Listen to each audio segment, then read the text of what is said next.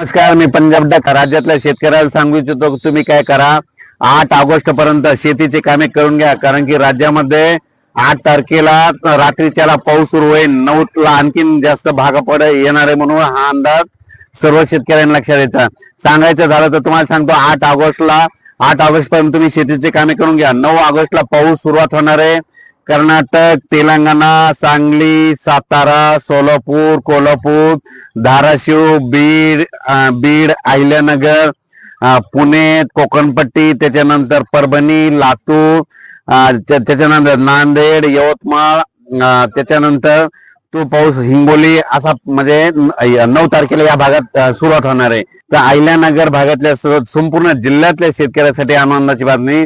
तुमच्याकडे मात्र 8 तारखेपासून ते 16च्या दरम्यान तुमच्याकडं म्हणजे राहुरी, त्याच्यानंतर राहुरी, शिर्डी, कोपरगाव, राहता, संगमनेर म्हणजे शिर्डी सगळीकडे म्हणजे सांगायचं झालं तर श्रीरामपूर, अहिल्यानगर भागामध्ये म्हणजे जिल्ह्यामध्ये सगळीकडं 9 तारखेपासून ते 12 पर्यंत चांगला शेतातून पाणी बाहेर निघणार पाऊस पडणार आहे आणि शेतकऱ्याच्या पिकांना जीवदान ठरणार आहे. म्हणून हा अंदाज अहिल्यानगर जिल्ह्यातल्या शेतकऱ्यांनी लक्षात घ्यायचा.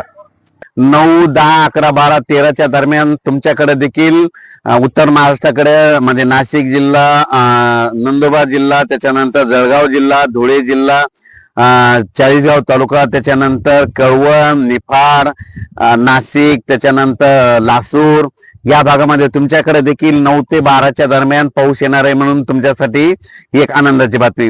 त्याच्यानंतर आपण परत काय करू, विदर्भाकडे देखील मध्ये 9 तारखेच्या नंतर 10 ते 16च्या दरम्यान मध्ये पूर्व विदर्भ, पश्चिमी विदर्भाकडे चांगला पाऊस येणार आहे.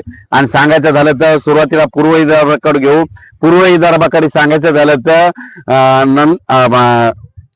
नागपूर, वर्धा, भंडारा, गोंदिया, चंद्रपूर, यवतमाळ, अमरावती या भागाकडे तुम्हाला सांगू इच्छितो 14 ते 16च्या दरम्यान तुमच्या भागाकडे चांगला पाऊस येणार आहे. म्हणून हा अंदाज लक्षात घ्यायचा.